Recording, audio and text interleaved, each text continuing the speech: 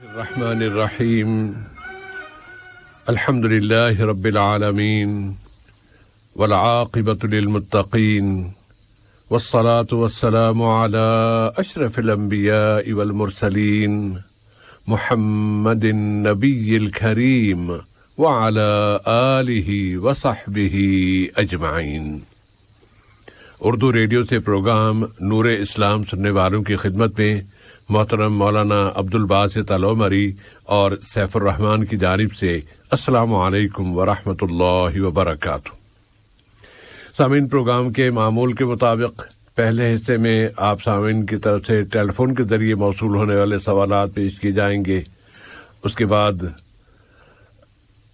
S M S پر آنے والے سوالات کو موقع دینے کی کوشش کی جائے گی، اور دعا بھی انشاءاللہ آج کے حلقے میں شامل ہوگی۔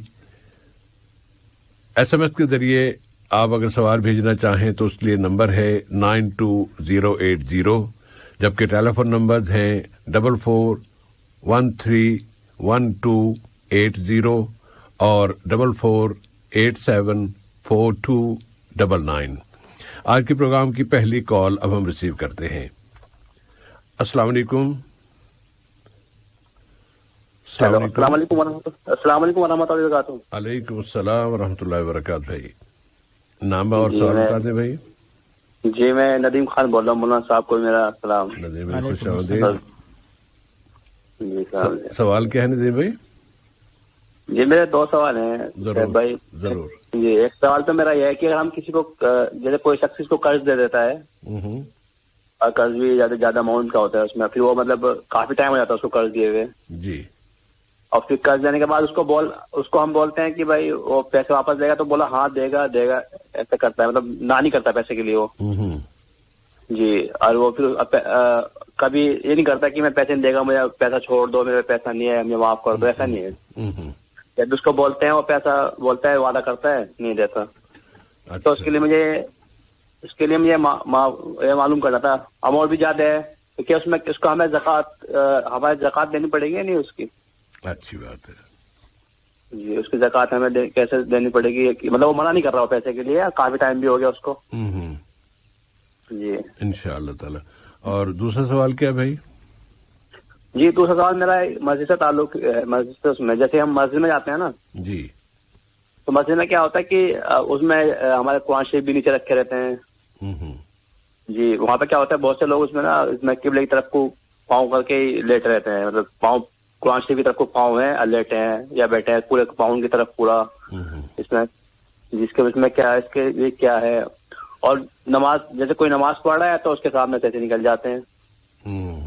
ہاں یہ دوسرا مسئلہ ہے، یہ بھی ایک مسئلہ ہے، لیکن جی وہ دیکھتے نہیں، کوئی نماز پڑھ رہا ہے ان سے یہ نہیں دیکھتے کہ جب جلدی جانا ہے تو آگے صف میں کیوں جاتے ہیں؟ جی بھائی انشاءاللہ کوشش کریں گے اس کا جواب آ جائے۔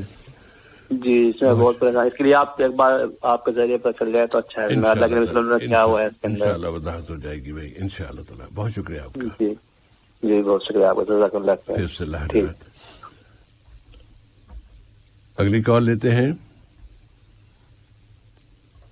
السلام علیکم۔ السلام علیکم۔ وعلیکم السلام ورحمۃ اللہ وبرکاتہ۔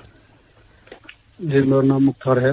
مختار بھائی جی سوال کیا مختار بھائی؟ سوال ہے جیسے نفل روزہ رکھنا، اور تین روزہ رکھ لیے، تینوں دن سحری نہیں کھایا، اچھا تو وہ روزہ کیسا ہوگا سر؟ انشاءاللہ صحیح، اللہ تعالیٰ آپ کو روزے قبول کرے، صحیح ہوگا انشاءاللہ، لیکن مولانا جواب دے دیں گے انشاءاللہ۔ اور کوئی سوال ہے؟ ایک سوال ہے جی ضرور۔ اور ایک سوال ہے جیسے چاندی کا بسلٹ، وہ سکری، چاندی کا کیا پہنتا ہے نا، بسلیٹ، اوکے، وہ سکری گلا میں پہنتا ہے، وہ سب کیسا ہے سر؟ یعنی مرد کے لیے پوچھ رہے ہیں؟ جی مرد کے لیے۔ اچھی بات ہے انشاءاللہ تعالی۔ جی السلام علیکم۔ وعلیکم السلام ورحمۃ اللہ وبرکاتہ، بہت شکریہ آپ کا۔ اور اب ہم اگلی کال لیتے ہیں۔ السلام علیکم۔ جی السلام علیکم ورحمۃ اللہ وبرکاتہ. علیکم السلام ورحمۃ اللہ وبرکاتہ. ان سے جی ابراہیم بات کر رہا ہوں سر. ابراہیم خوش آمدید بھائی. جی پہلی بات تو یہ اس کے پچھلے حلقے میں نے ایک سوال کیا تھا وراثت کے معاملے میں کہ والدہ حیات ہیں. جی بھائی الحمدللہ بڑے مناسب وقت پہ سوال کیا اور آپ کی ہدایت کے مطابق وہی ہم نے کیا ماشاء اللہ. اور والدہ کو حصہ دے دیا. ان کے کہنے کے باوجود تو جزاک اللہ آپ کو سب کو اجر دے اس بات کا سر. بارک اللہ. بر وقت مشورے کا. اچھا سر سوال یہ ہے کہ جیسے میرا ایک سلسلہ ہے کہ میں پورا سال کچھ ایک خاص اماؤنٹ ہے جو کہ کسی کے تھرو 4-5 فیملی کو دیتا ہوں ایک سپورٹ کے طور پر. امی کو دیتے ہیں؟ نہیں مختلف فیملیز کے فیملیز کو جو کہ ڈیزرونگ فیملیز ہیں پاکستان میں. ان کا ہر مہینے ایک خاص اماؤنٹ ہوتی ہے جو کمی نہیں ہوتی, تھوڑی سی زیادہ ہو جائے تو ہو جاتی ہے. وہ ایک اللہ قبول کرے سلسلہ کیا. جی سوال یہ ہے کہ وہ جیسے سال کے اینڈ کے اوپر میں جب زکوٰۃ کیلکولیٹ کرتا ہوں تو زکوٰۃ سے وہ کیا وہ چیزیں میں اس میں سے دیتا ہوں یا مجھے صدقہ خیرات کی اگر نیت ہے وہ مجھے علیحدہ سے ہوتی ہے, زکوٰۃ علیحدہ ہوگی؟ ایک تو یہ پوچھ رہا ہوں وہ کہ میں تو اس کا جواب تو آپ خود دیں گے نا بھائی کہ جب آپ جو اماؤنٹ دے رہے ہیں اس میں زکوٰۃ کی نیت ہوتی ہے یا نہیں ہوتی؟ زکوٰۃ کی ہوتی ہے, بالکل ہوتی ہے. اچھا لیکن سال کے آخر کے اوپر میں اس میں کوئی شک نہیں ہے کہ جو میری ایک زکوٰۃ بنتی ہے اس سے کافی اوپر کر دیتا ہوں پھر بھی اس چکر میں کہ کہیں کچھ کمی بیشی نہ رہ جائے کسی بھی طرح. نہیں ویسے جہاں یہ پوچھنا چاہوں گا کہ جب آپ سال کے آخر میں زکوٰۃ کا حساب کرتے ہیں تو جتنی اماؤنٹ آپ نے سال بھر میں دی ہے وہ اس میں شامل ہوتی ہے یا نہیں ہوتی اس حساب میں؟ جو میں مکمل پھر سال کے جو تقسیم کرتا ہوں اس سے وہ بھی شامل کر کے اور زیادہ کر دیتا ہوں. اچھا ٹھیک ہے پھر تو صحیح. ٹھیک ہے نا. تو ایک یہ چیز ہے. تو کیا دوسرا یہی اسی سے متعلقہ سوال تھا کہ اگر اس کا اہم ہے دیتے ہوئے ہر مہینے میں کہ میں ایک صدقہ خیرات کر رہا ہوں یا کہ میں زکوٰۃ کر رہا ہوں, یہ اہم میں یہ جاننا چاہ رہا تھا کہ اس کو کس طرح سے انشاءاللہ کیا جائے. یہ بس یہی ہے کہ سوال ہے سر. جزاک اللہ خیر سر. انشاءاللہ تعالی جواب آئے گا. جی کس طرح نیت کا اس میں مسئلہ آئے گا. بہت شکریہ آپ کا ابراہیم بھائی. اگلی کال لیتے ہیں. السلام علیکم. السلام علیکم بھائی. جی السلام ورحمۃ اللہ وبرکاتہ. میرا نام امجد اقبال ہے. جی امجد صاحب.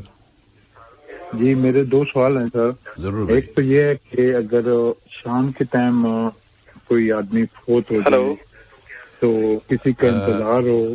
دونوں کال آن ہو گئی شاید, تو آپ ذرا تھوڑی دیر ویٹ کر لیجیے بھائی. ذرا جلدی سے سوال لکھا دیجیے تاکہ ان کو زیادہ دیر انتظار نہ کرنا پڑے. ٹھیک ہو گیا. شام کے وقت کوئی فوت ہو جائے, شام کے وقت اگر کوئی آدمی فوت ہو جائے تو یا اس وجہ سے کہ قبر تیار نہ ہو سکے تو یا اس وجہ سے کہ فلان کسی نے آنا ہے تو وہ بھی انتظار ہو تو وہ دوسرے دن میت کو دفن کرنا پڑے, تو جو پوری رات میت کو رکھتے ہیں تو کیا اس کو ایک دفعہ جو غسل ہے وہ دینا ضروری ہے؟ کیا دینا؟ وضو وغیرہ کرانا میت کو, جیسے غسل جو کرا دیتا ہے غسل ہوتا ہے نا. جی ہاسپٹل سے لے کر آئے ہیں تو یا اگر کوئی ایسا ایشو ہو کہ ڈاکٹر وغیرہ نے کہہ دیا ہو کہ نہیں وہ ایک ہی دفعہ غسل کرائیے گا, یا اس کا کچھ ایسے مرض ہو یا کچھ ایسا مریض ہو تو اس کے لیے کیا کچھ حکم ہے؟ دوسرا یہ ہے کہ جیسے کہ ہم لوگ میت کو لے کے جاتے ہیں, وہ چارپائی جو ہوتی ہے اس کے ساتھ قرآن شریف بھی ہوتا ہے, اور دوسرا یہ ہے کہ وہاں پر سورۃ ملک وغیرہ پڑھتے ہیں جس ٹائم دفنا رہے ہوتے ہیں, یا بعد میں اذان دیتے ہیں یا دعا مانگتے ہیں. تو کون کون سی چیزیں ہم کو کرنا ضروری ہیں کتاب و سنت کی روشنی میں, اور کون کون سی ضروری نہیں؟ شکریہ, جزاک اللہ خیر. بارک اللہ فیک. جی بہت شکریہ آپ کا. اور اگلی کال اگر صاحب تیار ہیں. ہلو السلام علیکم. لگتا ہے وہ لائن کٹ گئی ہے یا وہ چلے گئے ساتھی. چلیے اگلی کال. السلام علیکم. جی وعلیکم السلام. کیسے ہیں آپ؟ کرم اللہ کا بھائی. جی میرا سوال ہے کہ میں یعنی نام بتا دیں گے بھائی؟ میں اصغر علی خان بات کر رہا ہوں. خوش آمدید. Thank you. میرا سوال ہے کہ میں یعنی کمرے میں یعنی ڈبل بیڈ پہ یعنی میں سوتا ہوں، یعنی نیچے میں بیٹھ کے جو نیچے بیڈ ہے اس پہ قرآن شریف پڑھ سکتا ہوں، اوپر دوسرا بندہ سو رہا ہو یا بیٹھ رہا ہو تو قرآن شریف میں تلاوت کر سکتا ہوں بیڈ پہ بیٹھ کے. اچھا. اور دوسرا سوال یہ ہے کہ میں اگر ڈیوٹی میں ہوں تو یعنی نماز ڈیوٹی میں ہی پڑھوں یا مسجد جا کے پڑھ سکتا ہوں؟ مسجد قریب ہے، وہاں پہنچنے میں آسانی ہے یا مشکل ہے؟ نہیں، جا سکتا ہوں، کوئی مشکل نہیں ہے، لیکن کئی بار ہوتا ہے نا کسٹمر کا، یا جیسے ہم لوگ سیلس پرسن ہے تو کبھی رش وغیرہ ہوتا ہے تو پھر ظاہر بات ہے مالک کو بھی کیئر کرنا پڑتا ہے کہ ہاں وہ مطلب کچھ بولے نا یا کہے نا، تو یعنی اس میں یعنی زیادہ بہتر تو میں بھی سمجھ رہا ہوں کہ مسجد جانا ہے، لیکن ایسے یہاں پہ بھی ورک پہ بھی مالک کی طرف سے پرمیشن ہے یا وہ اعتراض کرتا ہے؟ نہیں، ان کے پاس پرمیشن ہے. پرمیشن ہے، پھر انشاءاللہ پھر آپ سمجھ گئے ہیں جواب بھی، لیکن بات ہو جائے گی انشاءاللہ تعالی. سر بھی ٹھیک ہے. 2 سوال ہیں میرے جی، دونوں جواب آئے گا انشاءاللہ. بہت شکریہ، بارک اللہ فیکم. کال کا سلسلہ پھر ہم روکتے ہیں اور آتے ہیں آج کی دعا کی طرف. اور آج کی دعا میں اگلا حصہ ہم پڑھیں گے. دعا ہے ہماری: اللہم انی اسألک الثبات فی الامر والعزیمۃ علی الرشد واسألک شکر نعمتک وحسن عبادتک. یہاں تک ہم یاد کر چکے ہیں، بہت آسان جملہ ہے اس کے بعد کا جو آج ہم یاد کر رہے ہیں. واسألک لسانا صادقا وقلبا سلیما، کہ میں تجھ سے سوال کرتا ہوں سچی زبان کا، کہ میری زبان پر ہمیشہ سچ آئے، ہمیشہ سچ بولوں. وقلبا سلیما، ایک دم صاف ستھرا صاف دل، زبان کی سچائی اور دل کی صفائی، یہ دونوں چیزیں اس آج کی دعا میں شامل ہیں، مانگی گئی ہیں اللہ کے رسول صلی اللہ علیہ وسلم کی زبانی. تو مجموعی طور پر جتنی دعا ہم اب تک یاد کر چکے ہیں: اللہم انی اسألک الثبات فی الامر والعزیمۃ علی الرشد واسألک شکر نعمتک وحسن عبادتک واسألک لسانا صادقا وقلبا سلیما. لسانا صادقا وقلبا سلیما. مولانا بات سے تو بہت واضح ہے، لیکن اگر آپ اس میں کچھ اس کی وضاحت مزید فرمانا چاہیں تو 1 منٹ میں اگر ہو جائے بات تو اچھی ہے. السلام علیکم ورحمۃ اللہ وبرکاتہ. وعلیکم السلام ورحمۃ اللہ وبرکاتہ. الحمد للہ رب العالمین والصلاة والسلام علی عبدہ ورسولہ نبینا محمد وعلی آلہ واصحابہ اجمعین، اما بعد. بسم اللہ الرحمن الرحیم. جس سے بھائی آپ نے جو دعا پیش کی ہے اور جو آپ کے لیے انشاءاللہ ثواب جاریہ ہوگی، تو اس کے اندر جو ہے کئی چیزیں آ گئی ہیں.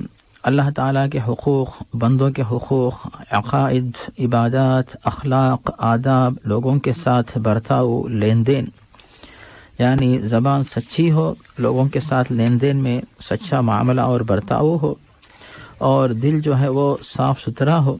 اور صاحب قلباً سلیمن کی بھی بڑی اہمیت ہے، اور وہ واقعہ جو ہے یاد آ جاتا ہے جب پیارے نبی نے ایک صحابی کے بارے میں کہا کہ وہ جنتی ہیں، تو دوسرے صحابی ان کے گھر پہ چلے گئے کہ آپ کون سا ایسا کام کرتے ہیں جس کی وجہ سے جو ہے نبی کریم نے آپ کو بشارت دی ہے.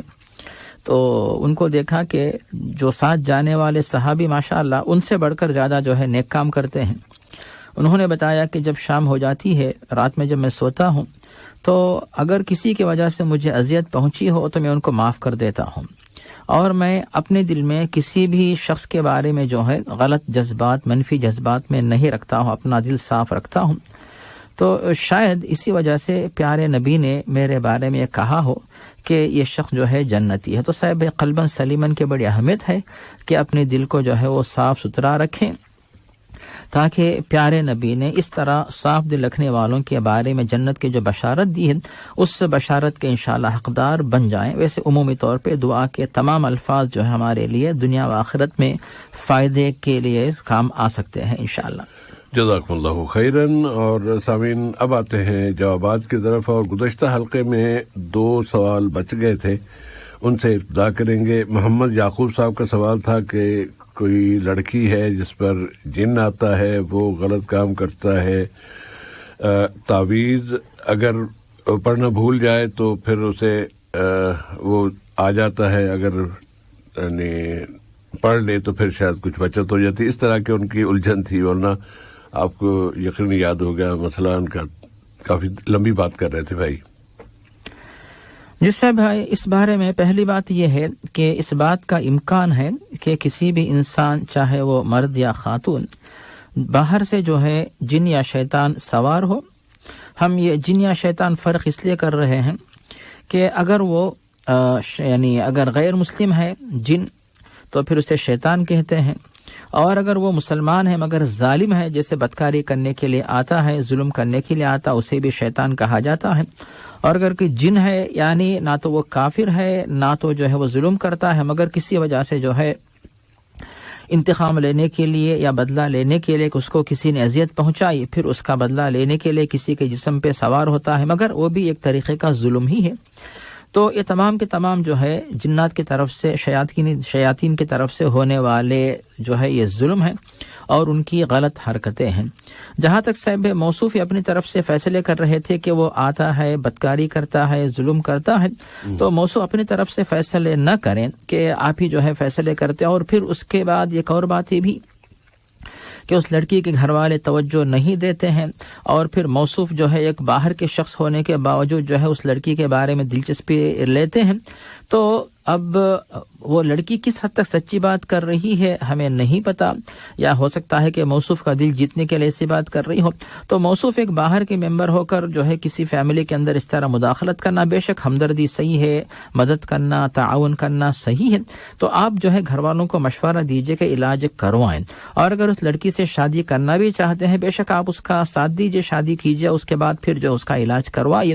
لیکن اپنی طرف سے آپ یہ سوچ لینا کہ تعویذ باندھنے سے وہ دور ہو جاتا ہے اور تعویذ نکالنے سے پھر آ جاتا ہے. لیکن صاحب ایک بات وہ بھی کہہ رہے تھے کہ جب وہ اپنے ملک میں جاتے وہاں پر تعویذ بھی کام نہیں کرتا ہے, یہاں پہ تعویذ فائدہ مند رہتا ہے. تو بہت ساری چیزیں بتا رہے تھے. تو تعویذ کے بارے میں اگر شرک کے الفاظ ہوں تو اس کے بارے میں تو یہ یعنی حرام ہے, اس کے بارے میں تمام علماء متفق ہیں. اور اگر وہ یعنی قرآنی دعائیں اور احادیث کی دعاؤں پر مشتمل ہے, اس کے بارے میں بھی علماء کے دو قول. بعض علماء جو ہے اس پر جو ہے یعنی اطمینان کا اظہار کرتے ہیں, اور دیگر علماء اس سے منع کرتے ہیں کہ اس کی وجہ سے جو ہے بے حرمتی ہوتی ہے. اور اس کے ساتھ ساتھ جو ہے کوئی بندہ ایسا بھی ہوتا ہے کہتا ہے کہ اس میں قرآن لکھا ہے مگر اس میں شرک الفاظ لکھے رہتے ہیں, اسی لیے خلاف ورزی کا ڈر رہتا ہے. اسی لیے ایسے تعویذ سے اپنے آپ کو بچا کے رکھیں. اور اگر یعنی موصوف جو ہے تعویذ والے جو مولوی ان کے پاس جانے کے بجائے ایسے جو علماء ہیں جو بغیر تعویذ کے علاج کرتے ہیں, علاج بتاتے ہیں, ان کے پاس جا کر علاج کروائیں. لیکن موصوف تو یعنی اس کے لیے جو ہے باہر کے شخص ہے نا, تو گھر والوں سے کہیے کہ آپ علاج کروائیں, یا پھر میرے ساتھ شادی کروا دے تاکہ پھر میں جو ہے اس کا شوہر بن کر اس کا علاج کرواؤں. لیکن موصوف ایسی جگہ علاج کروائیں جہاں پر ایسی چیزوں کا جو ہے یعنی تعویذ وغیرہ کا معاملہ نہ ہو. کیونکہ ابن تیمیہ رحمہ اللہ کہتے کہ بعض اوقات جو ہے بعض شیطان ایسے بھی رہتے ہیں جو شرک کے الفاظ کے تعویذ جو ان کو باندھے جائیں تو وہ دور ہوتے ہیں, کیونکہ وہ جو شرک کے تعویذ دینے والا شخص ہوتا ہے اس کے ساتھ جو ہے اس جن یا شیطان کا اتفاق آپس میں رہتا ہے.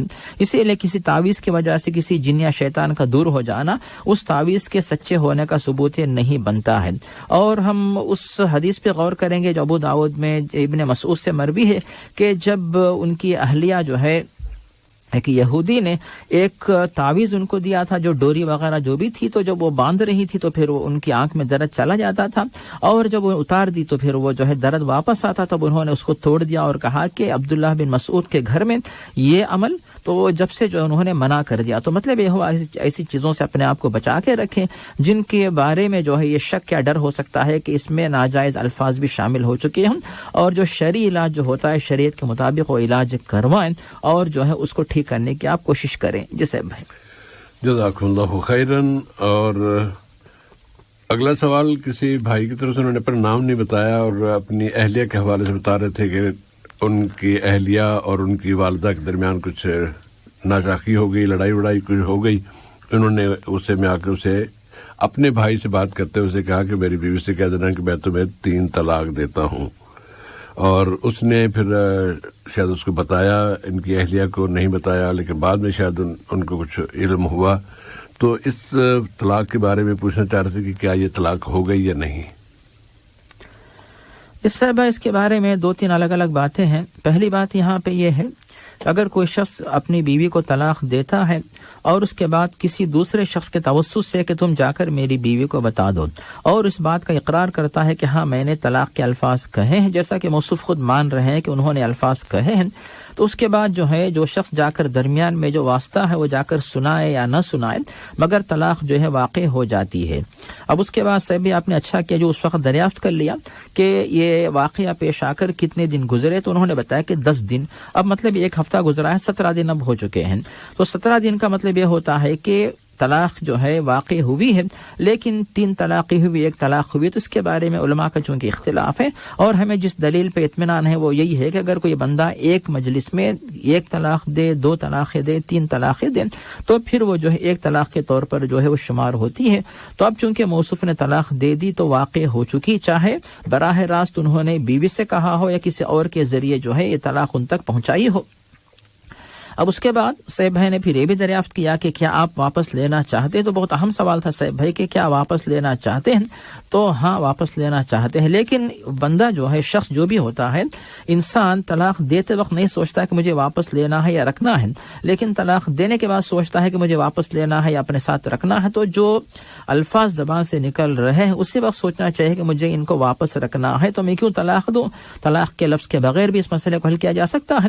تو مطلب یہ ہوا کہ چونکہ موصوف چاہتے ہیں کہ وہ اپنی وائف کو واپس رکھیں، تو پھر جو ہے موصوف کو چاہیے کہ فوری فون کر دیں اور جو بھی بات ہوئی ہے تو اس کی وجہ سے جو ہے آپ افسوس کا اظہار کریں کہ مجھ سے جلد بازی میں یہ غلطی ہو گئی ہے تو میں تم کو واپس لیتا ہوں، چونکہ عدت نہیں گزری، عدت کا مطلب یعنی 3 مہینے کی عدت نہیں گزری ہے، عدت کے پہلے آپ عدت مکمل ہونے سے پہلے بلکہ 17 دنوں کے اندر واپس آپ لینا چاہتے ہیں تو بالکل واپس لے سکتے ہیں، کوئی حرج نہیں ہے، لیکن ایک طلاق واقع ہو چکی، اس بات کا آپ خیال رکھیے۔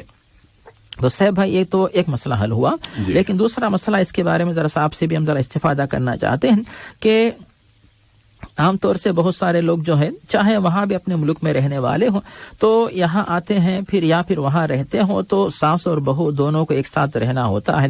اب اس کے بعد جو ہے اب موصوف جو ہے خدمت کے لیے کسی اور کو رکھ نہیں سکتے، تو جو ہے بہو ہی ساس کی خدمت کرتی ہے، اپنے گھر کا کام، اپنے بچوں کا کام، شوہر کا کام، ساس کا کام، سسرال کا کام، تو اس میں ہو سکتا ہے کہ بہو کی وجہ سے کچھ کوتاہی ہو جائے یا پھر بہو نہیں کرنا چاہتی، تو اس کی وجہ سے جو ہے موصوف زبردستی نہ کریں، بلکہ بے شک آپ ان کو مطمئن کریں، تحفے تحائف دے، دوائیں دلائیں تاکہ وہ طاقت سے کام کر سکیں، اور ساس و بہو دونوں مل جل کر محبت سے رہنے کے جو طریقے ہوتے ان کو اپنائیں، تاکہ اس طرح جو ہے ساس و بہو کے درمیان اختلاف ہونے کی وجہ سے کہیں ایسا واقعہ، یہ تو بھائی صاحب نے سوال کر دیا، ہو سکتا ہے دوسرے بہت سارے جو گھر فیملیز ایسی ہیں جن کے پاس جو ہے ایسے واقعات پیش آنے کا اندیشہ رہتا، اسی لیے ایسا واقعہ پیش آنے سے پہلے اس مسئلے کو حل کر دیتا، آپ جو ہے ساس بہو کے مسئلے کو حل کرنے کا مشورہ دے صاحب بھائی۔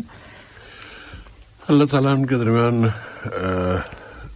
دلوں کو جوڑے اور اختلافات کم سے کم ہو، یا ظاہر کہ انسان ہے تو اختلافات تو ہو ہی جاتے، چھوٹے موٹے ہو جائے تو اسے حل کرنے کی طرف توجہ دیں، لیکن کبھی بھی یہ تصور نہ کریں کہ بیوی کا کام ساس سسر کی خدمت کرنا، گھر کی ساری ذمہ داریاں، وہ چونکہ بیوی آ گئی ہے تو اب ساری ذمہ داریاں اس پر ہیں، یہ غلط سوچ ہے، یہ ہماری اسلامی سوچ نہیں ہے، اسلام اس کے خلاف ہے۔ اسلام اگر وہ اپنی مرضی سے، اپنی خوشی سے کچھ خدمت کرتی ہیں تو اس کا انہیں معاوضہ ملنا چاہیے، اس کا حوصلہ افزائی ملنی چاہیے، اس کا شکریہ ادا کیا جانا چاہیے، نہ یہ کہ اس کے اور ڈانٹ دیا تم نے یہ کیوں کیا، یہ کیوں نہیں کیا۔ کوئی بھی ساس اپنی بہو کو یہ نہیں کہہ سکتی کہ تم نے یہ کام کیوں نہیں کیا، اگر وہ اس کے ذمہ داری اس کے گھر سے متعلق ہے، کھانا پکانے سے متعلق ہے، اس کی ساس کی خدمت سے متعلق ہے یا سسر کی خدمت سے متعلق ہے، تو دونوں اس کے جو لڑکے کے والدین ہیں نا، ماں باپ، ان دونوں میں سے کسی کو یہ اختیار نہیں ہے کہ وہ اپنی بہو کو ڈانٹے کہ تم نے یہ کام کیوں نہیں کیا، اس لیے کوئی ذمہ داری نہیں ہے، وہ اپنی مرضی سے ثواب کمانے کے لیے، ثواب کمانے کی نیت سے اگر کام کر رہی ہے، آپ کی خدمت کر رہی ہے، تو آپ کو تو ان کا شکر گزار ہونا چاہیے، نہ کہ آپ ان کو نوکر کی طرح رکھیں، وہ یہ غلط سوچ ہے، اس طرح نہیں ہونا چاہیے۔ ہاں اگر جو بھی کر رہی ہیں لڑکیاں اپنے ساس سسر کی خدمت کر رہی ہیں، اللہ تعالیٰ ان کو جزائے خیر دے، ان کو بہترین اجر دے اور ان کی اس نیکی کو قبول کرے، اور ساس سسر ہر ایک کو، وہ کئی تو ایسا بھی جملہ سنا ہے، کہتے یہ تو اس کی ذمہ داری ہے، ذمہ داری نہیں ہے، یہ ذمہ داری بنا دی گئی ہے آپ کی طرف سے، اور اس پہ آپ کو پوچھا جائے گا کہ جو ذمہ داری اللہ نے نہیں ڈالی تھی تم نے کیوں ڈالی، پھر آپ کیا جواب دیں گے اللہ تعالیٰ کے ہاں؟ تو ایسی اس چیز کو ذرا اپنے ذہن سے نکال دیں کہ اس کی ذمہ داری نہیں ہے.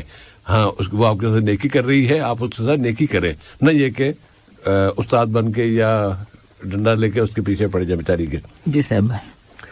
اب آتے ہیں آج کے سوالات کی طرف. ندیم خان صاحب کا سوال کہ کسی کو قرض دیا تھا اور بڑی رقم ہے اور وہ واپس بھی نہیں کر رہا، ٹال مٹول کر رہا ہے، پتہ نہیں کب ملے گی، لیکن کیا اس پر زکوٰۃ انہیں ادا کرنا ہوگی یا زکوٰۃ نہیں؟ رقم بھی چلے گی، اب زکوٰۃ بھی دیں گے یا نہیں؟ جس صاحب ہے جہاں تک اگر کسی نے کسی اور کو جو ہے قرض دیا ہو تو اس قرض والے جو مال یا اس رقم کے اوپر زکوٰۃ کون دے گا؟ جس نے قرض لیا ہے وہ تو اس کی زکوٰۃ نہیں دے گا، کیونکہ وہ تو اس مال کا حقیقی مالک نہیں ہے.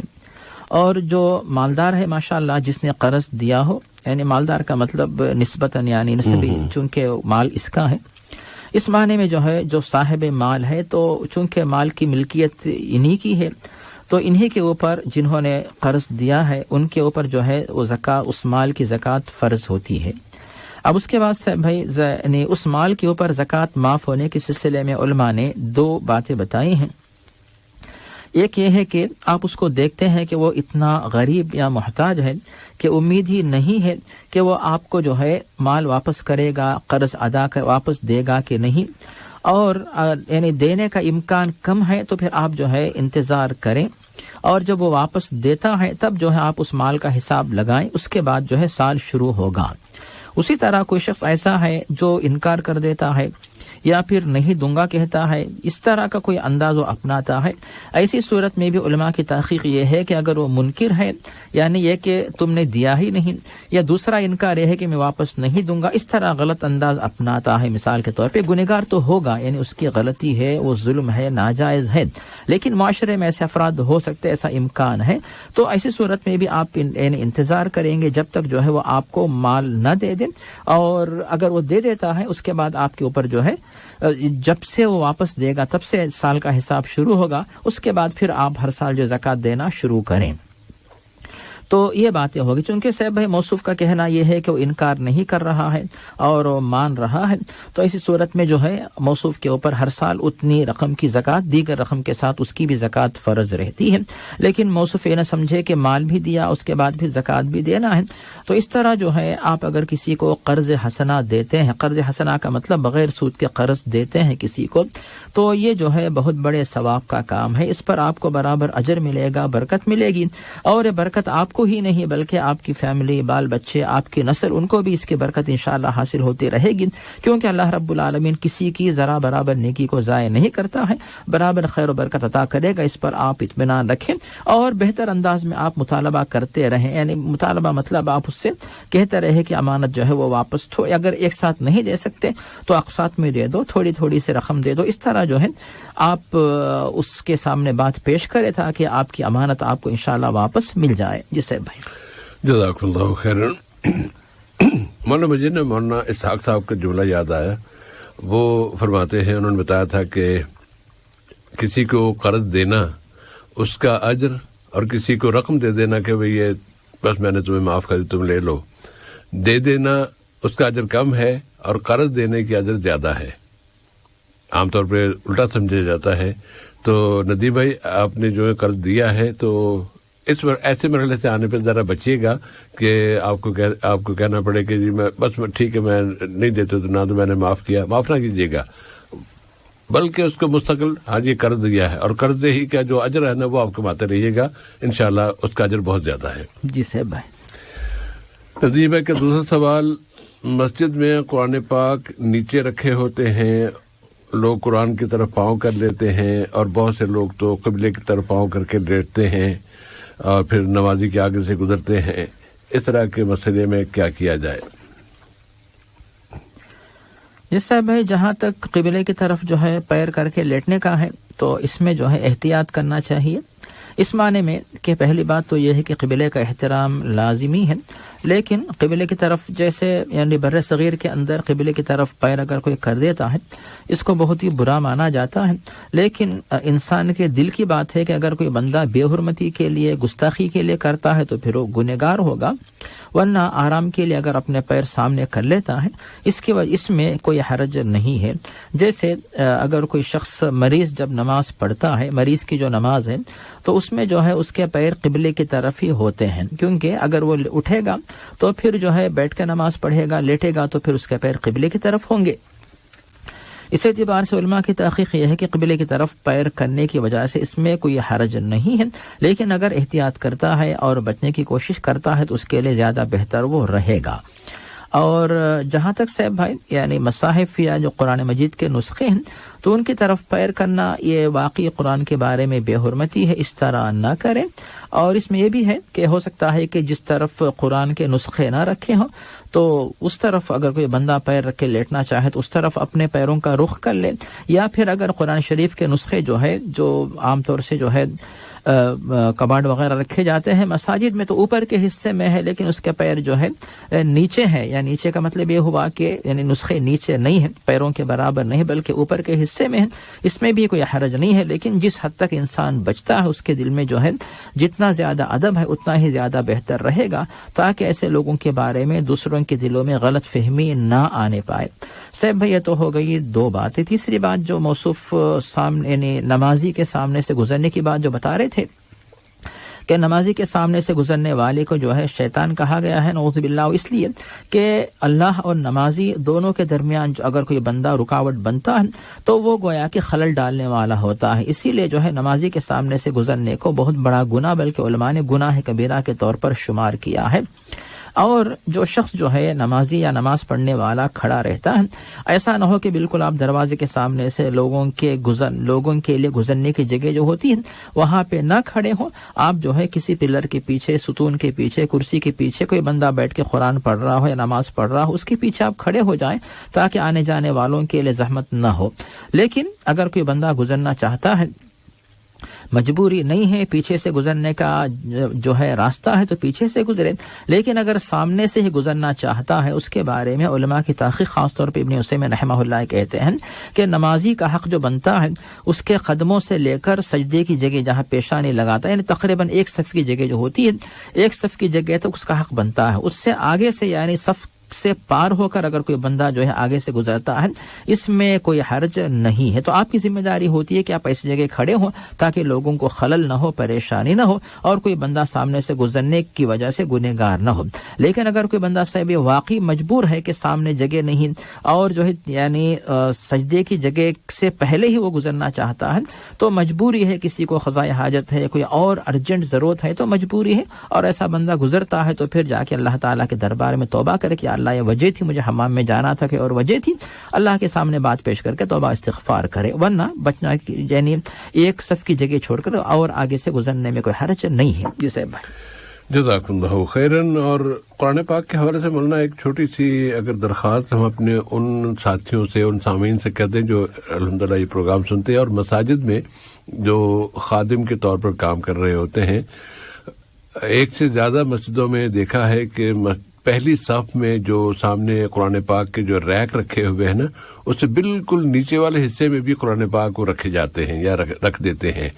اور جمعے کی نماز میں خطبے کے دوران کئی افراد کو دیکھا کہ وہ اپنی ٹانگیں سیدھی کر لیتے ہیں اور ان کے پاؤں ٹچ ہونے کے قریب ہوتے، بلکہ ایک مسجد میں تو میرے سامنے یہ واقعہ ہوا کہ ان کے پاؤں جا کے قرآن پاک کو ٹچ کر رہے تھے، میں نے پھر ان کے ہاتھ سے ان کا پاؤں ادھر کیا اور قرآن پاک کو اٹھا کے اوپر کیا، اور میں نے کہا کہ لیکن خطبے کے دوران تھا، لیکن پھر بھی میں نے اتنا کر دیا کہ وہ ٹچ نہ ہونے، اور ٹچ جو ہو رہا تھا تو اس کام سے وہ باز آ جاتے ہیں۔ اللہ تعالیٰ معاف کرے انہیں بھی اور ہمیں بھی۔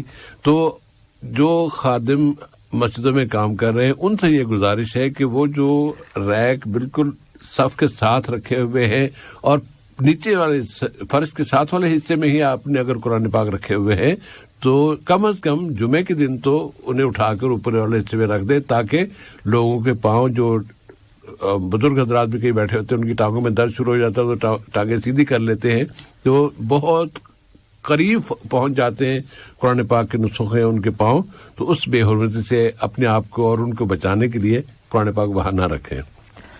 جیسے بھی آپ نے اس آیت کی طرف جو ہے توجہ دلا دی، وَمَن يُعَظِّمْ شَعَائِرَ اللَّهِ فَإِنَّهَا مِن تَقْوَى الْقُلُوبِ، کہ اللہ تعالیٰ کی جو کھلی علامتیں ہیں ان کی تعظیم جو ہے تقوی کی علامت ہے.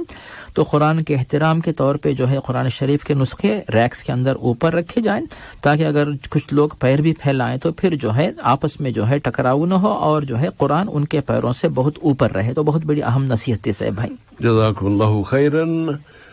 مختار صاحب کا سوال ہے کہ 3 نفلی روزے انہوں نے مسلسل رکھے ہیں اور بغیر سحری کے رکھے ہیں، کیا اس میں کوئی نقص تو نہیں ہو جائے گا؟ قبول ہو جائیں گے انشاءاللہ؟ جی صاحب بھائی، جو روزے چاہے وہ فرض ہو یا نفل روزے، ہر ایک روزے کے لیے ایک شرط ہے، وہ ہے نیت. انما الاعمال بالنیات وانما لکل امرئ ما نوى. تو نیت جو ہے یہ شرط ہے. اب اس کے بعد جو ہے رکن یہ ہے کہ آپ صبح جو ہے طلوع فجر سے لے کر شام میں سورج ڈوبنے تک روزہ توڑنے والے جو اسباب ہوتے ہیں ان سے اپنے آپ کو بچا کے رکھیں، جیسے کھانا پینا، مباشرت وغیرہ. تو اگر اس طرح آپ روزہ رکھتے ہیں تو پھر انشاءاللہ آپ کا روزہ صحیح ہوگا. اب جب آپ روزے کی نیت کر لیتے ہیں تو روزہ رکھنے کی طاقت آپ کے اندر آنے کے لیے، چاہے فرض روزہ ہو یا نفل روزہ، آپ سحری کرتے ہیں یا سحری کھاتے ہیں. تو سحری کے سلسلے میں پیارے نبی فرماتے ہیں کہ السحور برکت، سحری کرنا یہ برکت ہے. اور اس کے بعد تسحروا فإن فی السحور برکہ، کہ تم لوگ سحری کرو کیونکہ سحری کی وجہ سے برکت حاصل ہوتی ہے. اور اس کے بعد یہ بھی فرماتے ہیں پیارے نبی کہ فصل ما بین صیامنا و صیام اہل الکتاب اکل السحور، کہ مسلمان کا روزہ اور اہل کتاب کا روزہ دونوں میں فرق یہ ہے کہ مسلمان سحری کھاتے ہیں اور اہل کتاب یہود و نصارہ اپنے روزے کے آغاز کے وقت جو ہے وہ سحری کا کھانا جو بھی ہے نہیں کھاتے. یہاں پر سحری کی فضیلت بتائی گئی ہے، تو آپ جان بوجھ کر نہ چھوڑیں. لیکن اگر کوئی بندہ جان بوجھ کے سحری چھوڑ دیتا ہے تب بھی روزہ صحیح ہوگا، یا پھر دیر سے اٹھا، اذان کا وقت آ گیا، سحری کا وقت نہیں ہے، اس کی وجہ سے سحری چھوٹ گئے، تب بھی اس کا روزہ انشاءاللہ صحیح ہوگا. تو سحری کھانا یہ مستحب ہے، افضل ہے، سنت ہے. پیارے نبی نے سحری کی ترغیب دی ہے، لیکن اس کے بغیر روزہ انشاءاللہ صحیح ہوگا، کوئی حرج نہیں. لیکن اگر آپ بغیر سحری کے جان بوجھ کے روزہ رکھیں گے، سحری نہیں کھائیں گے، دن بھر بہت سارے جو حقوق ہوتے ہیں ان میں کوتاہی ہونے کا ڈر رہتا، اندیشہ رہتا ہے، چاہے ڈیوٹی ہو یا پھر تجارت ہو، کچھ بھی کوئی نہ کوئی کام ہو، یا گھر کے حقوق ہو، تو تمام کاموں میں جو ہے خلل ہونے کا اندیشہ رہتا ہے. اسی لیے کئی حکمتوں کی وجہ سے سحری کھانے کی ترغیب دی گئی. لیکن عمومی طور پر بات یہ ہے کہ بغیر سحری کے چاہے روزہ فرض ہو یا نفل روزہ، وہ روزہ انشاءاللہ اپنی جگہ صحیح ہوگا. جسے بھائی انشاءاللہ تعالی. اور مختار صاحب کا اگلا سوال، مرد کے لیے چاندی کا بریسلٹ یا گلے کا زیور پہننا جائز ہے، چاندی کا بنا ہوا؟ جی صاحب، یہاں پر پہلی بات یہ ہے کہ خواتین کے لیے سونا اور چاندی مسلمان خواتین کسی بھی طریقے سے مکمل طور پر پہن سکتی ہیں، کوئی حرج نہیں ہے. اور جہاں تک مردوں کا معاملہ ہے تو مردوں کے لیے سونا تو بالکل حرام ہے، سونے کے جو بھی زیورات جو بھی ہیں. اور جہاں تک چاندی کی چیز، اس کے بارے میں علماء کی تحقیق یہ ہے دلائل کی روشنی میں کہ صرف انگوٹھی کی حد تک جو ہے مسلمان مردوں کے لیے اجازت ہے، انگوٹھی پہن سکتے ہیں. لیکن جو دیگر جو چیزیں ہیں، جیسے وہ یعنی ہاتھ والا زیور ہو، گلے والا زیور ہو، کچھ بھی ہو، تو چین ہو، بریسلٹ ہو، یہ جو ہے خواتین کی مشابہت والی چیزیں ہیں، تو یہ چیزیں مسلمان مردوں کے لیے جائز نہیں. تو ان سے اپنے آپ کو بچا کے رکھیں. اور دوسری طرف مسلمان مردوں کے لیے اللہ تعالیٰ نے جو زینت کی چیزیں بہت ساری چیزیں رکھی ہیں، جیسے بہترین خوشبو ہے، اچھے کپڑے ہیں، اچھا لباس ہے، اچھے شوز ہیں، جو بھی آپ استعمال کیجئے. تو خواتین کی مشابہت سے نہ بچیں، کیونکہ اس طرح مشابہت اختیار کریں گے تو پھر اللہ تعالیٰ کی مخالفت ہوگی، نبی کریم کی تعلیمات کی مخالفت ہوگی. اور انسان کا دل اور جذبہ جو خواتین طرح بنتا ہے، جو کہ دین اسلام نہیں چاہتا کہ ایک مرد رہتے ہوئے بھی اس کے جذبات میں خواتین کا انداز آئے. تو اسی لیے اپنے آپ کو مرد کی طرح رکھیں، مردانہ لباس، مردانہ انداز اپنائیں، اور زیورات لے جا کر خواتین کو دیجئے کہ ان سے جو ہے ماشاءاللہ خوش رہیں. لیکن آپ مردانہ لباس اور مردانہ زینت اپنا کر آپ خوشی کا اظہار کریں. جسے بھائی جزاک اللہ خیرن. اور مولانا چھوٹی سی ایک بات اور بھی کہ ब्रेसलेट या दूसरा जेवर तो दर के गले का वो तो हार बनना वो तो ज्यादा मुशाबत हो जाती खातून से, लेकिन ये ब्रेसलेट वाला मामला है ना, इसमें कुछ लोग इसको कलाई घड़ी को भी ये भी ब्रेसलेट से करीब है, ये चूड़ियों के करीब है, इसको अब मर्द अगर घड़ी पहने तो उसमें जेवर का कोई तस्वर बनता नहीं है। इसी तरह ब्रेसलेट में भी अगर ऐसा ब्रेसलेट है कि जिसमें कंप्यूटर लगा हुआ है, जिसमें घड़ी लगी हुई है, या जिसमें आपके जो कंप्यूटर में इस्तेमाल होने वाले कोई और पुर्दा है या आला है, अगर उस तरह की चीज़ और वो आपने उसको ब्रेसलेट के तौर पर इस्तेमाल कर रहे हैं या उस तरह उसको बनाया गया है, तो उसके इस्तेमाल में भी कोई ममानियत नहीं होगी इंशाअल्लाह ताला। जी साहब, उसकी शक्ल जो है वो अलग हो जाती है और उसका इस्तेमाल भी अलग होता है, जीनत के बजाय वो चीज़ ज़रूरत बन जाती है। जी भाई, जज़ाकुमुल्लाह खैरन। और प्रोग्राम के जवाब के दौरान इससे पहले मुसलसल कॉल आती रहेगी, जैसे जवाब शुरू होने को जवाब खत्म होता था कॉल बंद हो जाती थी, अभी तक नहीं आई। आ जाए तो अच्छी बात है, प्रोग्राम अगले सवाल के जवाब के बाद हम कॉल ले लेंगे। इब्राहिम साहब का सवाल, उनसे एक ख़ास अमाउंट वो मुख्तलिफ फैमिलीज़ को उनके खिदमत के लिए देते हैं, ज़रूरतमंद फैमिलीज़ को, और फिर बाद में रमज़ान साल के आखिर में एक दफ़ा वो जब ज़कात का हिसाब करते हैं उसमें वो अमाउंट शामिल कर लेते हैं। अब वो ये पूछना चाह रहे थे कि जो मैं रकम देता हूँ भेजता हूँ उसके लिए मैं नीयत क्या तब्दीली की कुछ उन्होंने बात की थी कि ज़कात की नीयत या सदक़े की नीयत उसको किस तरह मैं अगर करना चाहूँ तो किस तरह करूँ। जिस साहब इसमें सवाल के दौरान जो है आप एक अहम बात का जिक्र कर रहे थे, वो है नीयत। यहाँ पे नीयत जो है बड़ी अहम चीज़ जो है शुमार होती है। इसका मतलब ये होता है कि मौसूफ जब साल के आखिर में मुकम्मल रकम का हिसाब लगाते हैं और उसके बाद उसकी ज़कात निकालते हैं और साल भर उन्होंने जो कुछ जो है गरीब फैमिलीज़ को माशाल्लाह मदद के तौर पे दिया हुआ रकम उन्होंने दी है, तो यहाँ पर बात यह है कि साल के दौरान जो भी उन्होंने दिया है फैमिलीज़ की मदद जो की है उस वक़्त उनकी नीयत क्या ज़कात की थी या फिर सदक़े की। फ़र्क ये होता है कि ज़कात जो है फ़र्ज़ है, इसमें कमी नहीं कर सकते, कमी करने पर गुनाह होगा और इसके अदा करने पर सवाब मिलता है। और अगर वो सदका है तो फिर ये नफिल है, अदा करेंगे तो फिर आपको सवाब मिलेगा, अदा नहीं करेंगे इस पर आपका मुहासबा नहीं होगा, गुनाह भी नहीं होगा। इस माने में सभी मौसूफ अगर साल के दौरान भी जो कुछ दे रहे थे, अगर वो सदक़े की नीयत से दे रहे थे तो फिर साल के आखिर में जो कुछ उनके पास माल मौजूद है मुकम्मल हिसाब लगाकर ज़कात 2.5% के हिसाब से ज़कात वो निकालेंगे। लेकिन अगर वो साल के दौरान जो भी वो दे रहे थे तब भी ज़कात की नीयत थी और साल के आखिर में भी जो रकम उनके पास बाकी है उसका भी हिसाब लगाकर वो 2.5% निकालते हैं, तो जो कुछ उन्होंने दिया था तो उसको जो है इस 2.5% से माइनस करके फिर बाकी जो रकम रहती है, जो बाकी ज़कात जो बनती है उसको वो दे देते हैं, तो फिर वही उनके लिए काफ़ी होगा। लेकिन ज़कात सदक़ा सब के सब अल्लाह को राज़ी करने वाले काम हैं, खैर व बरकत के काम हैं, गुनाहों को माफ़ करवाने वाले काम हैं, और जिन लोगों को देते हैं उनकी दुआएं मौसूफ को, मौसूफ के वालिदैन और फैमिली सबको इंशाअल्लाह उनकी दुआएं मिलेंगी, तो मौसूफ इसके बारे में बेफिक्र रहें। लेकिन नीयत जिसकी तरफ साहिब तवज्जो दिला रहे थे कि नीयत की यहाँ पे जो है बड़ी अहमियत रहती है। अब उसके बाद साहिब हो सकता है कि मौसूफ के जहन में ये सवाल आए कि ज़कात तो फ़र्ज़ होती है साल के आखिर में, लेकिन साल के दौरान जो वक्त से पहले मैंने जो कुछ दे दिया फिर उसको मैं ज़कात के तौर पे हिसाब कर सकता हूँ या मैं कि नहीं। तो उलमा की तहक़ीक़ ये है कि हाँ, ज़कात जो है वक्त से पहले दी जा सकती है। यानी ऐसा नहीं, बाज़ उलमा से है ज़कात वक्त से पहले न देने के लिए दलील पेश करते हैं कि आप रमज़ान के रोज़े रमज़ान से पहले शाबान में रजब में नहीं रख सकते, उसी तरह फजर की नमाज आप जो इशा के बाद नहीं पढ़ सकते, अल्लाह बचाए। तो इस तरह के अल्फाज लोग दलाइल पेश करते हैं, लेकिन जुमहूर की तहक़ीक़ यही है कि ज़कात जो है एक अलग मामला, माल का हिसाब इसमें है, तो इसमें जो है ये ज़कात वक्त से पहले दी जा सकती है।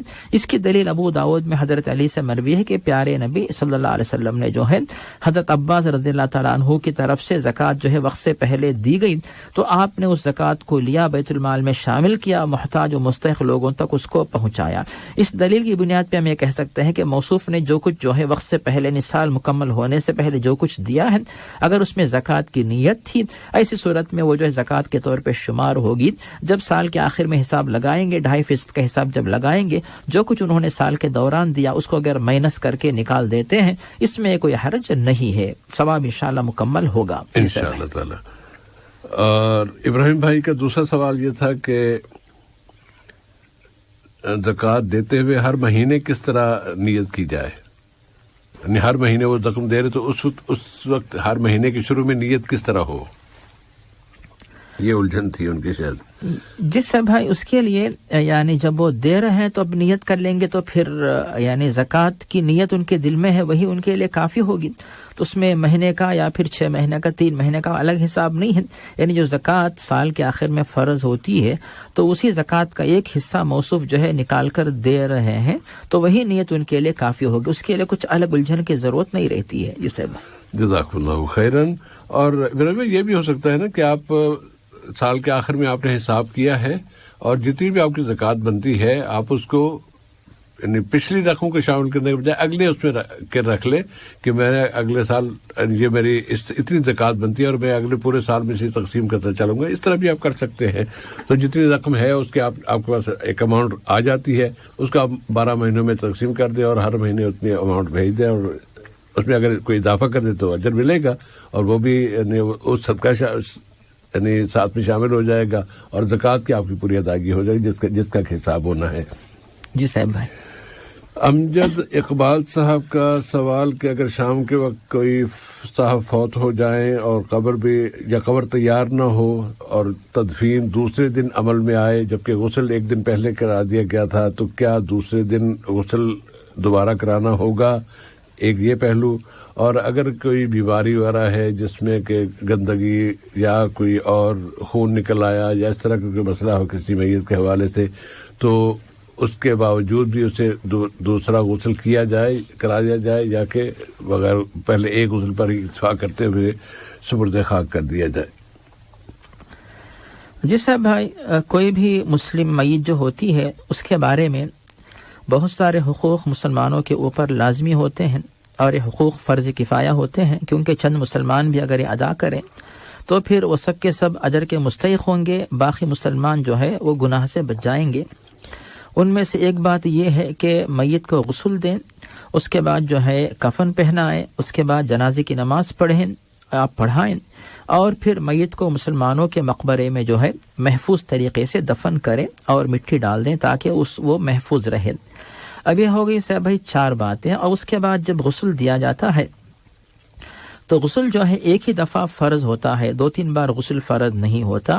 اب مثال کے طور پر بعض میتیں ایسی ہوتی ہیں جیسے یہاں پر بھی جو ہے جب غسل دیا جاتا ہے اور بعض میتیں اور دنیا سے جانے کے باوجود جو ہے اگر کچھ ہارٹ کے پیشنٹ ہوتے ہیں تو پھر مجھ سے بھی جو ہے وہ غسل دینے کے باوجود خون بہتا رہتا ہے یا پھر کوئی زخم ہو اس مقام سے بھی جو ہے بسا اوقات جو ہے یعنی فوت ہونے کے باوجود جو ہے خون وغیرہ بہتا رہتا ہے. ایسی صورت میں ان کو غسل ایک ہی دفعہ دیا جاتا ہے. پھر ان کے اوپر جو ہے جو پالیتھین جو پلاسٹک ہوتی ہے وہ لپیٹا جاتا ہے ان کے اوپر, اس سے ان کو لپیٹا جاتا ہے میت کو. پھر اس کے اوپر جو ہے پھر کفن جو ہے وہ پہنایا جاتا ہے. پھر کفن کے اوپر پھر دوبارہ پالیتھین وغیرہ لپیٹ دیتے ہیں تاکہ میت کا جسم بہت ہی محفوظ رہے اور اس کے بعد کفن بھی محفوظ رہے. پھر اس کے بعد جو ہے کفن کے اوپر پھر اور پلاسٹک چڑھا دیتے ہیں تاکہ پھر جو ہے یہاں سے جب میت کو یعنی تدفین کے لیے جب لے کر جائیں یا پھر منتقل کریں کسی اور ملک کی طرف تو ہر طریقے سے جو ہے جو میت اور میت کا جسم اور کفن اور میت کو اٹھانے والے سب کے سب جو ہے گندگی سے محفوظ رہیں. تو اس طرح کا اہتمام کیا جاتا ہے. تو اگر میت سے بلیڈنگ وغیرہ ہونے کا ڈر ہے, اگر اس طرح خون بہنے کا ڈر ہے, اس طرح تحفظ کا انتظام کریں اور دوبارہ غسل کرنے کی یا غسل دلانے کی غسل کروانے کی ضرورت نہیں رہتی. اسی حد تک وہ ایک ہی غسل ان کے لیے کافی ہو جائے گا. جسے بھائی جزاکم اللہ خیرن. اور امجد اقبال صاحب کا دوسرا سوال کہ میت کو جب تدفین کے لیے قبرستان کی طرف لے کے جاتے ہیں تو ان جس چارپائی پر لے کے جاتے ہیں اس کے ساتھ قرآن پاک ہوتا ہے, وہاں پر جا کے سورہ ملک پڑھتے ہیں, اذان دیتے ہیں, دعا کرتے ہیں. ان اعمال کے بارے میں اسلام کا کیا حکم ہے؟ ان میں سے کون سا عمل جائز ہے, کون سا جائز نہیں ہے؟ یہ صاحب یہ بڑی اچھی بات ہے کہ لوگ جو ہے جب انسان زندہ رہتا ہے اتنی ہمدردی نہیں کرتے جتنی ہمدردی دنیا سے جانے کے بعد کرتے ہیں.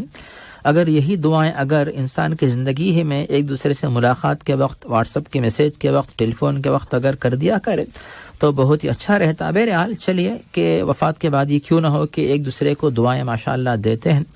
یہ ہو گئی پہلی بات. جہاں تک میت کو لے جانے کے وقت قرآن شریف کو ساتھ رکھنا, ایسی تعلیم ہمیں اسلام میں نہیں ملتی ہے.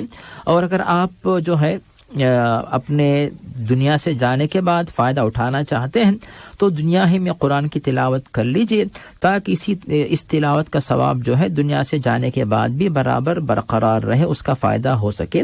تو قرآن شریف کو ساتھ رکھنا اسلامی تعلیمات میں ہمیں بات نہیں ملتی ہے۔ اور دوسری بات، جہاں تک میت کے پاس جا کر قرآن کی تلاوت کرنا، یہ تعلیم بھی ہمیں پیارے نبی کی طرف سے نہیں ملتی ہے، چاہے وہ تدفین کے وقت ہو، تدفین کے بعد ہو، پھر زیارت کے وقت ہو۔ ہمیشہ پیارے نبی نے جو تعلیم دی ہے وہ یہی ہے کہ میت کے حق میں دعا کرو۔ تدفین کے بعد جو بات ہوتی ہے کہ پیارے نبی واضح فرماتے استغفروا لأخیکم فإنہ الآن یسأل صلوا لہ التثبیت، کہ تدفین کی تکمیل کے بعد پیارے نبی فرماتے ہیں کہ اپنے اس بھائی کے حق میں جو ہے استغفار کرو، یعنی مغفرت کی دعا مانگو، اب اس کا محاسبہ ہو رہا ہے، اور جو سوالات قبر میں ہونے والے ہیں ان سوالات میں صحیح جواب دے کر قبر میں راحت پانے کے قابل بننے کے لیے تم لوگ اس کے حق میں دعا کرو۔ تو دعا کا ذکر تو ہمیں ملتا ہے، لیکن قرآن کی تلاوت جو کچھ اس نے کیا ہو زندگی میں اس کا ثواب تو ملے گا۔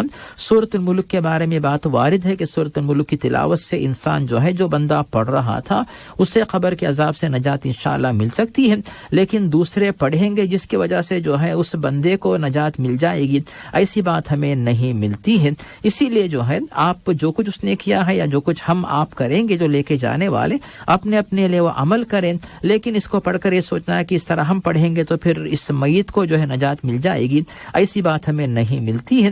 ایسا کام آپ نہ کریں، اس کے بجائے جیسے ہم نے کہا کہ قرآن کی تلاوت کے بعد ہم یعنی قبرستان میں قرآن کی تلاوت سے علماء نے منع کیا ہے، اور کبھی بھی آپ اپنے گھر پر قرآن کی تلاوت کر کے اللہ سے دعا مانگے اپنے لیے، اپنے والدین، اپنے بال بچوں کے ساتھ ساتھ جس مرحوم کو آپ جو ہے فائدہ پہنچانا چاہتے ہیں ان کے حق میں یہ نہ کہے کہ اس کا ثواب ان کو پہنچا رہا ہوں، بلکہ ان کے حق میں بھی جو ہے مغفرت کی دعا کرے، قبر کے عذاب سے بچنے کے لیے دعا کرے، کیونکہ قرآن کی تلاوت بھی ایک نیک عمل ہے، نیک عمل کے بعد دعا جلد قبول ہوتی ہے، تو اس معنی میں جو ہے تلاوت کے بعد دعا کر کے آپ ان کو بھی فائدہ پہنچا سکتے ہیں۔ تو اس طرح سے بھائی یعنی میت کا حق ادا ہو سکتا ہے انشاءاللہ تعالی۔